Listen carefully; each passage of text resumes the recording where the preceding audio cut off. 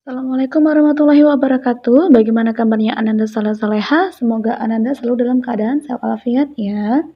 Nah Ananda, pada pembelajaran daring kita sebelumnya, kita sudah membahas tentang ciri-ciri dari makhluk hidup.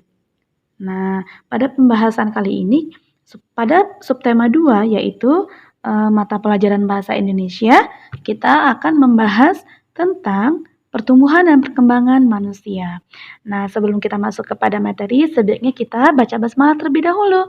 Bismillahirrahmanirrahim.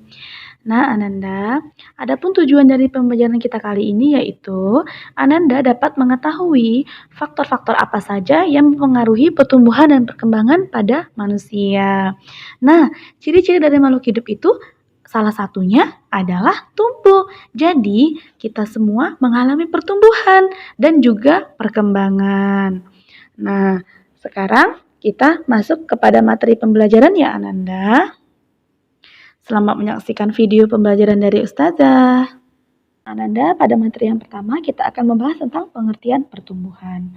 Ananda tahu tidak apa itu pertumbuhan? Ayo, siapa yang tahu? Iya, pintar. Pertumbuhan itu artinya bertambahnya ukuran berat dan tinggi badan seseorang yang terjadi sejak dalam kandungan hingga dewasa. Nah, Ananda, kita semua itu mengalami pertumbuhan. Jadi, ketika di kandungan, kita dilahirkan, kita menjadi seorang anak bayi. Setelah itu kita menjadi balita, setelah itu menjadi remaja, setelah remaja menjadi dewasa. Jadi setiap tahap-tahapnya itu mengalami perubahan pada tinggi badan maupun pada berat badan seseorang. Nah, Ananda, pertumbuhan manusia itu dipengaruhi oleh apa saja? Siapa yang tahu? Nah, salah satunya adalah faktor makanan, kebiasaan berolahraga dan hidup sehat, serta faktor dari orang tua. Jadi, kita akan membahas makanan yang baik seperti apa ya yang dapat mempengaruhi pertumbuhan pada manusia. Nah, makanan yang bersih, sehat, dan juga bergizi. Contoh-contoh makanan sehat dan bergizi itu adalah zat-zat yang dibutuhkan oleh tubuh. Nah, contohnya makanan pokok, lauk pauk, sayur-sayuran, buah-buahan, serta susu. Nah, jadi kita ulang kembali. Makanan bergizi itu adalah makanan yang mengandung zat-zat yang dibutuhkan oleh tubuh. Zat-zat tersebut yaitu berupa karbohidrat, lemak, protein, vitamin, mineral, dan air. Makanan seimbang adalah makan yang jenis dan jumlahnya sesuai dengan kebutuhan tubuh. Jadi, walaupun Ananda makan yang bergizi, tetapi tidak seimbang, maka itu juga tidak baik karena zat gizi tersebut tidak dapat dimanfaatkan oleh tubuh. Nah, jadi dengan makanan yang bergizi, lengkap dan seimbang berarti kita telah menjaga kesehatan tubuh. Apa ya karbohidrat? Ananda, karbohidrat itu berfungsi sebagai penghasil energi atau tenaga dan menjaga panas suhu tubuh kita. Salah satunya apa ya contoh karbohidrat? Yaitu beras, jagung, sagu, terigu, dan umbi-umbian seperti kentang dan singkong. Selanjutnya yaitu lemak.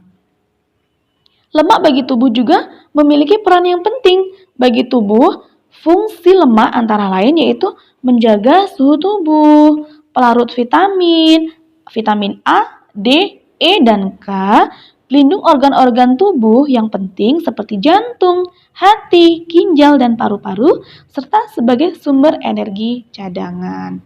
Dan selanjutnya yaitu protein. Nah, apa itu protein? Protein adalah zat makanan yang berfungsi dalam proses pertumbuhan dan mengganti sel-sel tubuh yang rusak. Selain itu, protein juga berfungsi sebagai penghasil tenaga. Jadi, jenis protein itu ada dua, nak. Yang pertama, jenis protein nabati, dan yang kedua, jenis protein hewani.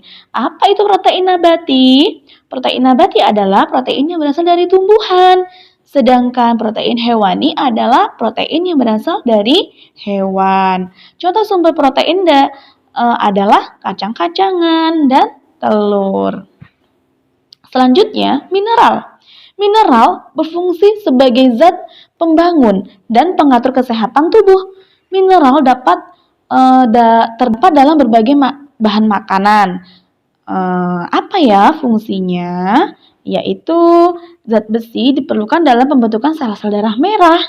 Nah, apa yang akan terjadi bila tubuh kita kekurangan zat besi?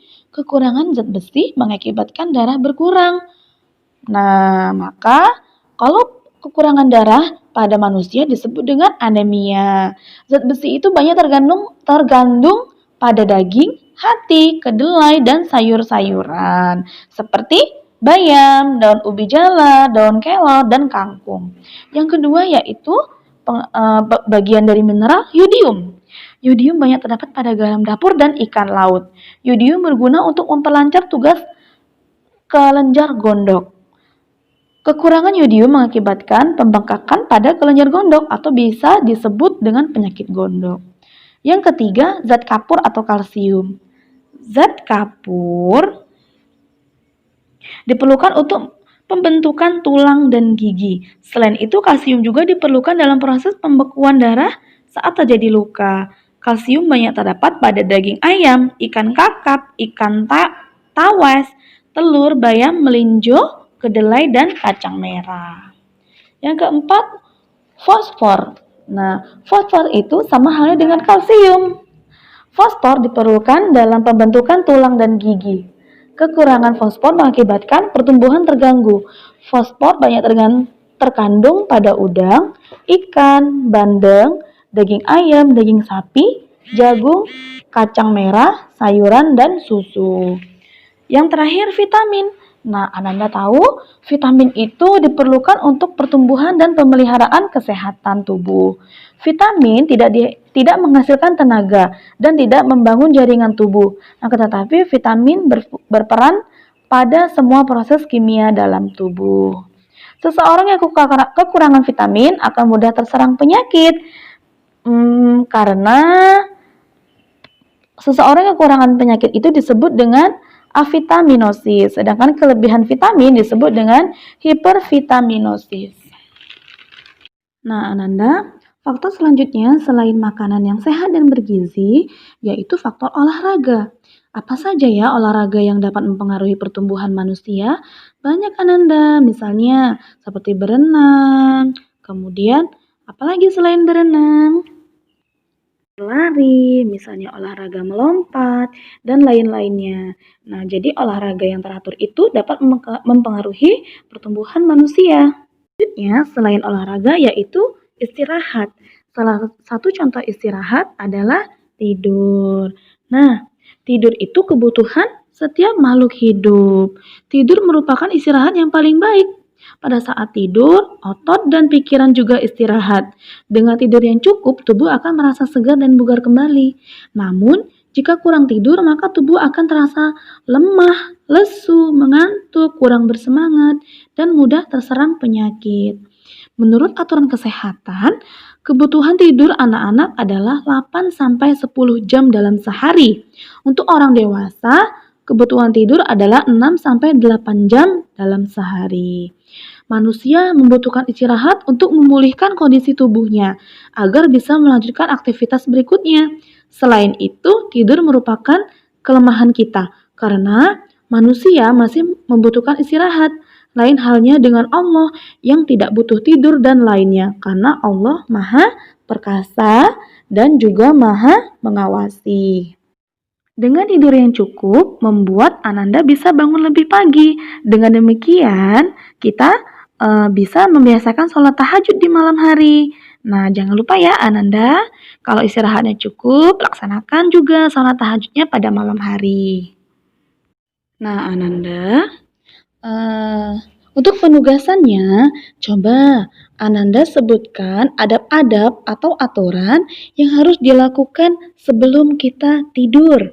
Ayo Ananda tuliskan di selembar kertas ya. Yang kedua adalah perkembangan. Perkembangan artinya perubahan kemampuan, fisik dan perilaku menuju kedewasaan.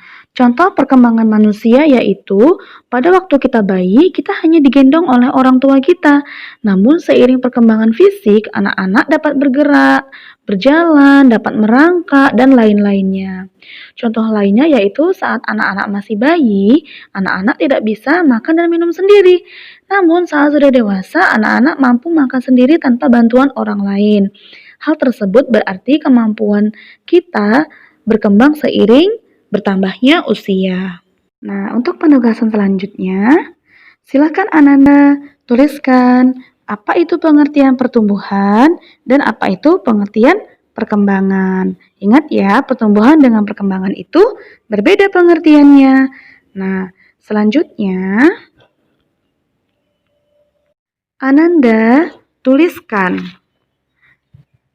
Sebutkan contoh makanan yang mengandung protein, mineral, karbohidrat, lemak, dan vitamin. Contoh makanannya ya Ananda. Nah, silakan Ananda tuliskan di selembar kertas. Ananda, dari pembelajaran kita dapat kita simpulkan bahwa kita diminta untuk makan yang bergizi, yang mengandung 4 sehat 5 sempurna, yang terdiri dari makanan pokok, lauk pauk, sayuran, buah, dan susu. Dengan demikian, pertumbuhan dan perkembangan tubuh kita menjadi optimal.